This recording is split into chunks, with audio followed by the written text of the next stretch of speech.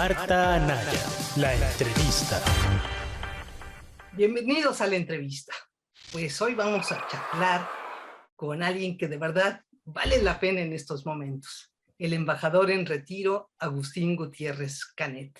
Embajador, qué gusto saludarte.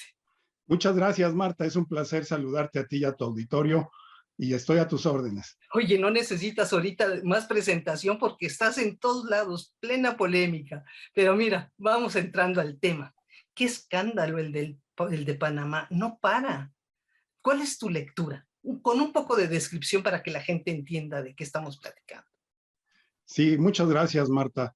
Mira, como lo escribí en mi columna en Milenio, sin ataduras, México se tropezó con la misma piedra panameña y creo que ya va a ser la segundo tropiezo. No aprendemos de nuestros errores. Me parece que aquí se mezcla una soberbia presidencial junto con una ambición electoral del canciller. Y en esas dos situaciones está atrapada la política exterior de México. El contexto es, como sabe el público, es que originalmente el presidente López Obrador propuso al historiador Pedro Salmerón como embajador de México en Panamá. La Cancillería panameña actuó de manera muy ortodoxa, muy cuidadosa, siguiendo los canales diplomáticos, transmitiendo con discreción y tacto la recomendación, según entiendo, de que México no presentara formalmente el beneplácito para no causar una desaire al gobierno mexicano. Yo creo que la actuación de la canciller panameña fue impecable. Entonces, a mí me llama la atención que habiendo ella anunciado que había ya transmitido esta posición de Panamá a la Cancillería mexicana, al día siguiente el presidente dice que no sabía nada en una mañanera sobre el contenido de esa carta enviada por la Cancillería panameña. ¿Qué significa esto? Entonces, que no hay una coordinación entre la Secretaría de Relaciones con Palacio Nacional, pero eso fue lo que dejó a entender el presidente. Salmerón, sabiendo que ya no le iban a dar el beneplácito, me pareció bien que haya ofrecido retirar su disposición a ser embajador para que el desaire pues no se vaya hacia el presidente.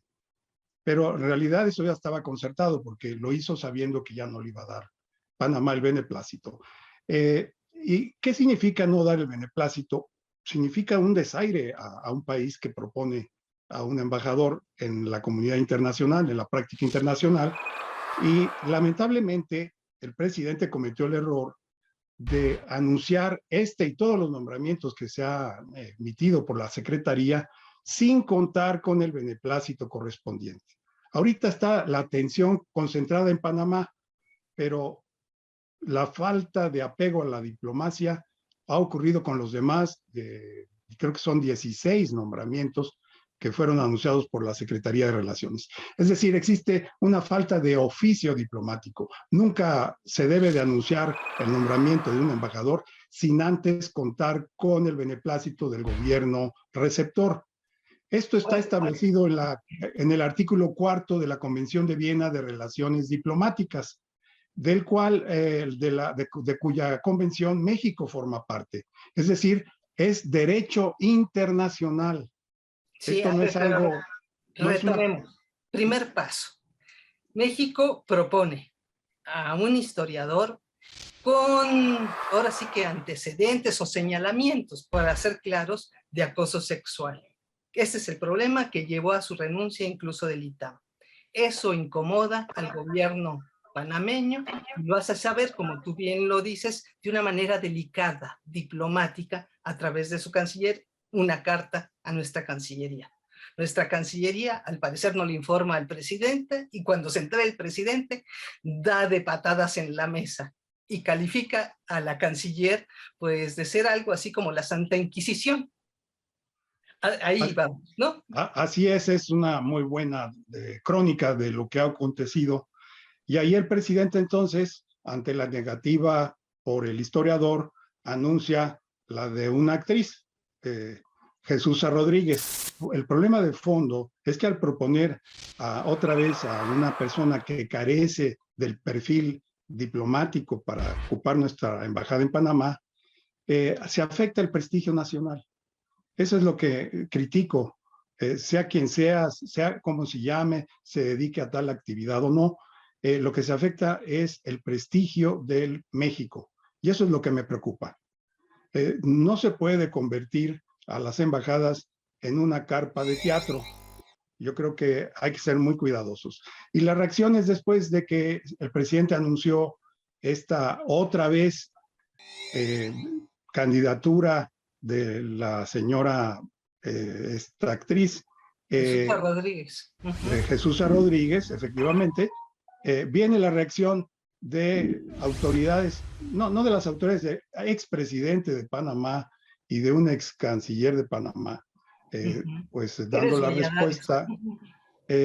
Y la verdad es que es lamentable todo. Yo nunca había visto en mi experiencia diplomática de 40 años en el servicio exterior que la investidura presidencial estuviera enfrascada en estas pequeñeces. Y la pregunta es, ¿y dónde está el secretario de Relaciones Exteriores? ¿Dónde está defendiendo? Para eso le paga, para eso lo nombró el presidente, para defender las posiciones, le gusten o no, que el presidente decide.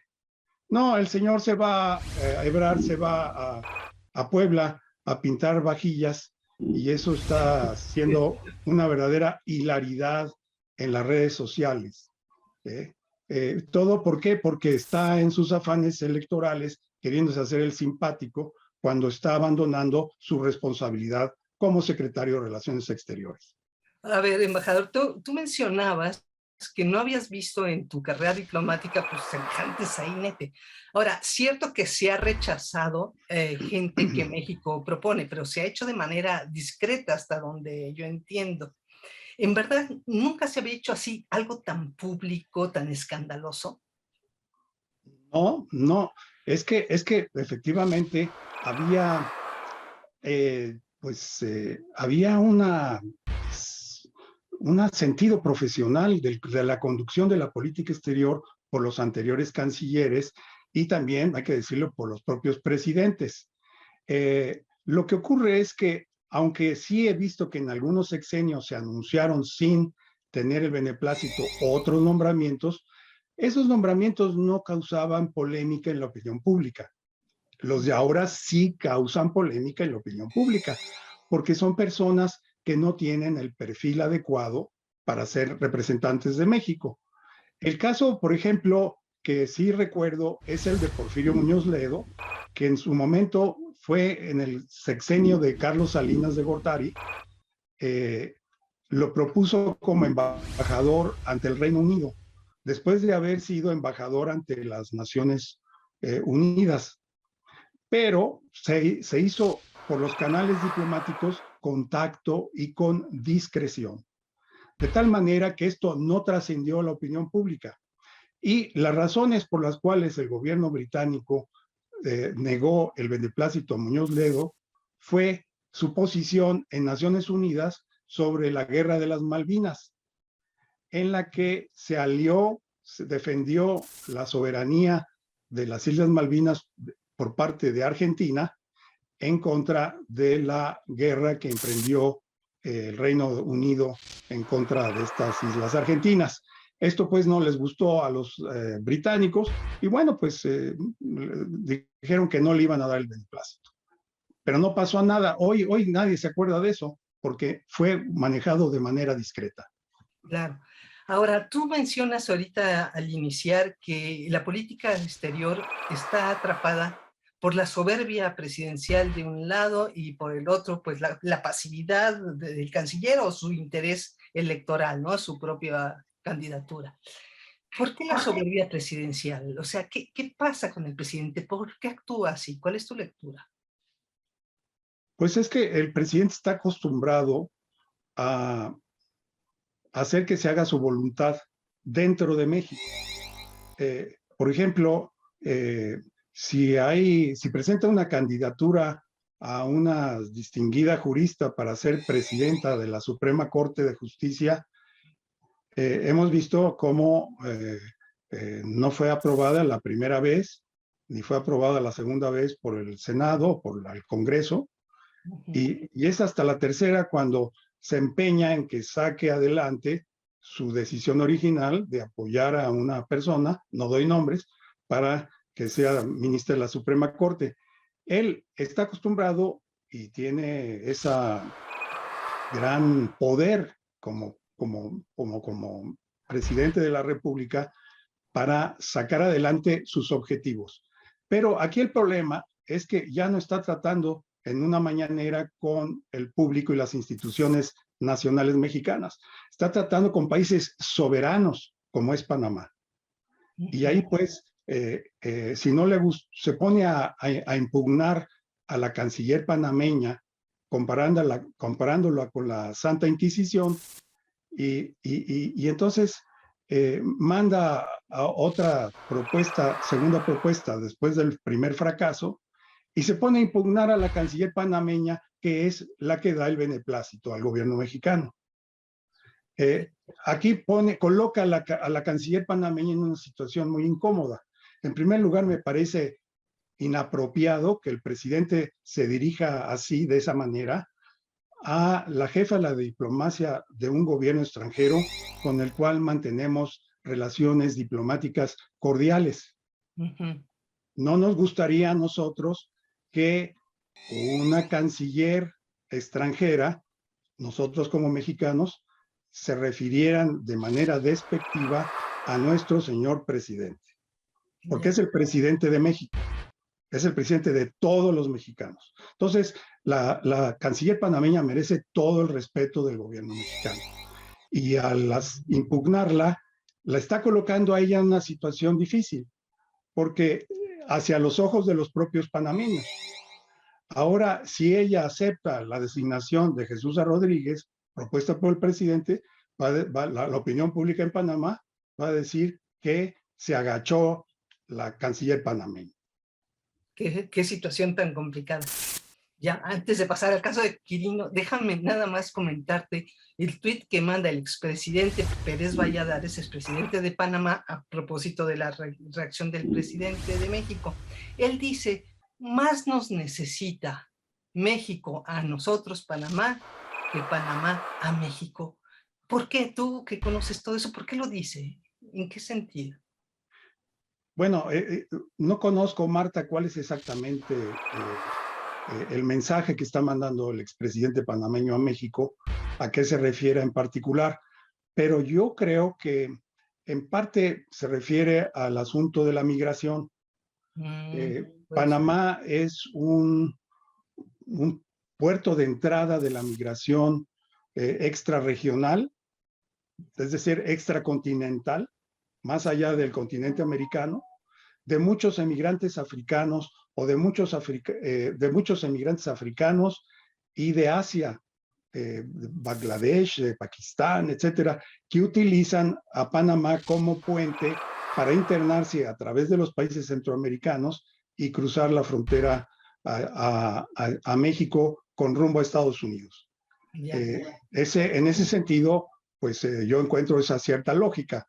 En cuanto a las inversiones, pues no, aquí México tiene más inversiones en Panamá que panameñas en México.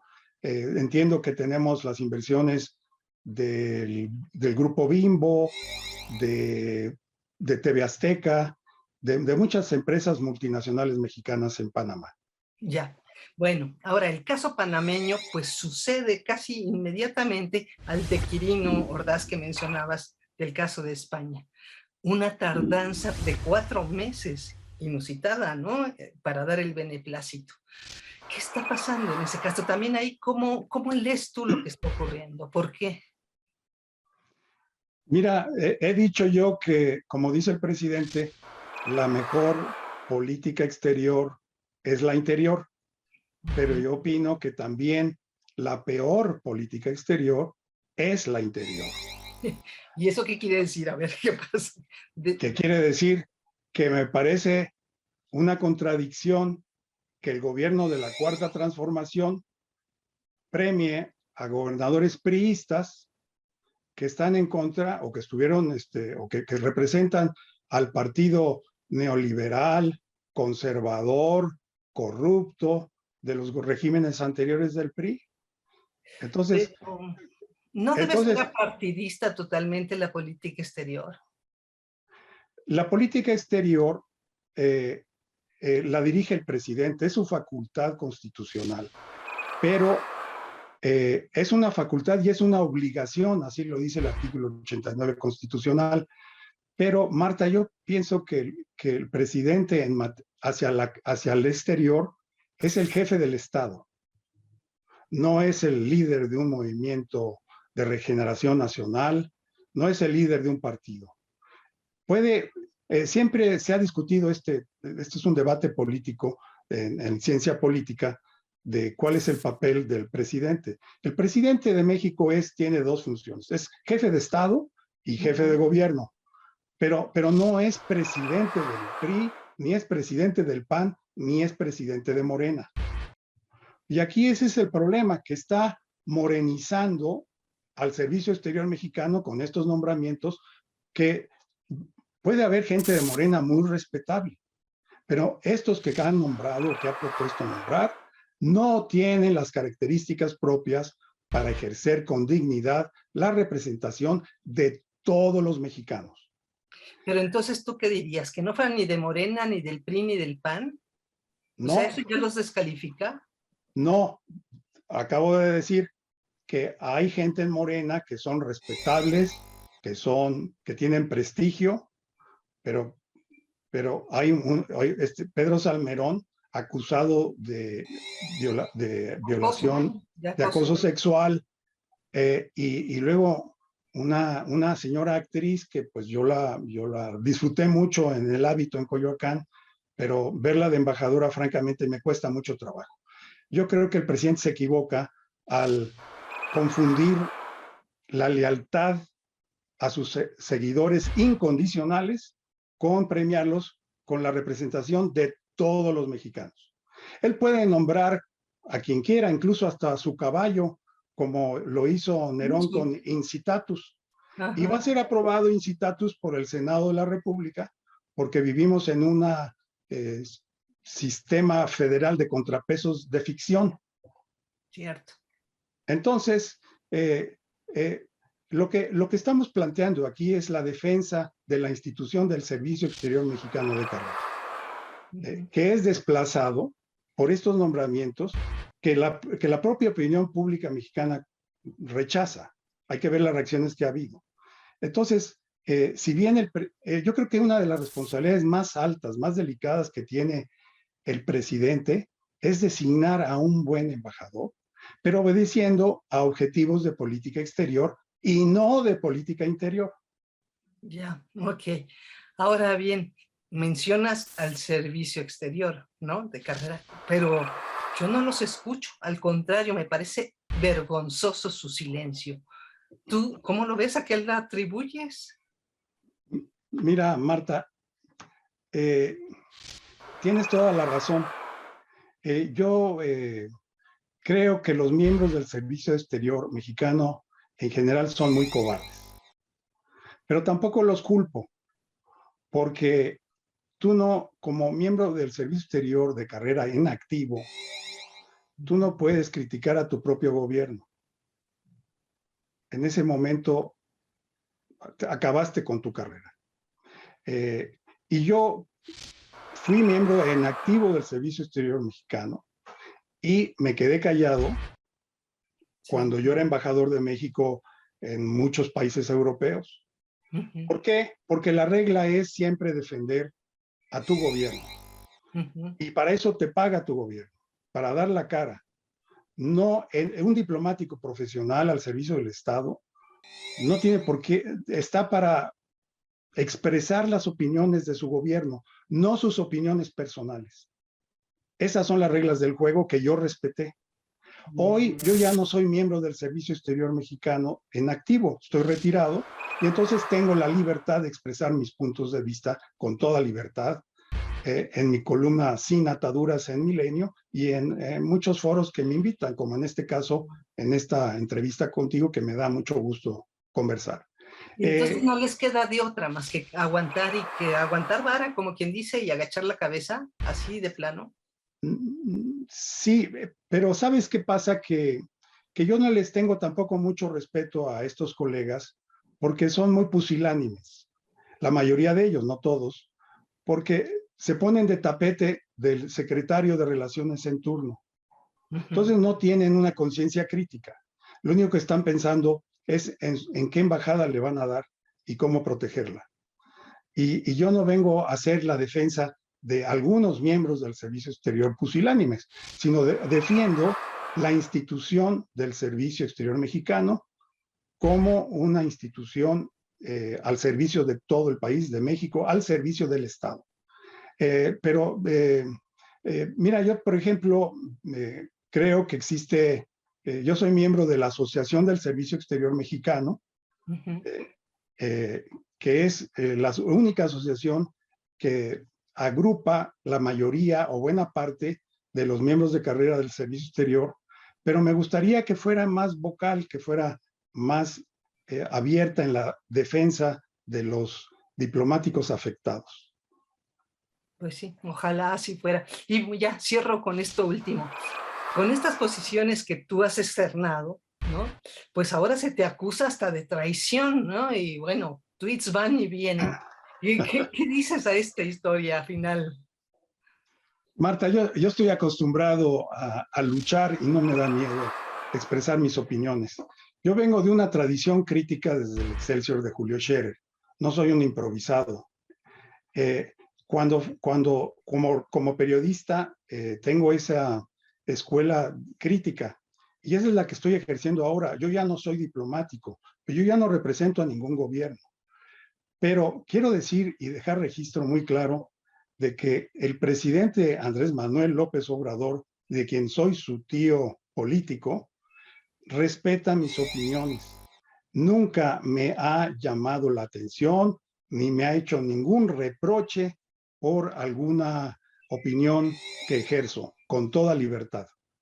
Y él conoce y sabe que yo vengo de esa tradición. Fue amigo también de don Julio Scherer y alguna vez comimos los tres juntos en mi casa. Pero lo digo esto porque utilizan este falso argumento los corifeos de Marcelo Ebrard para atacarme diciendo que soy desleal al presidente. No, yo no soy desleal al presidente. Yo soy crítico de quien sea. Soy leal a mi conciencia, a nadie más. Muy bien, embajador Agustín Gutiérrez Canet, muchísimas gracias. Qué gusto tenerte con nosotros. Gracias, Marta, es un placer. Te mando un fuerte abrazo a ti y a tu auditorio. Marta Anaya, la entrevista.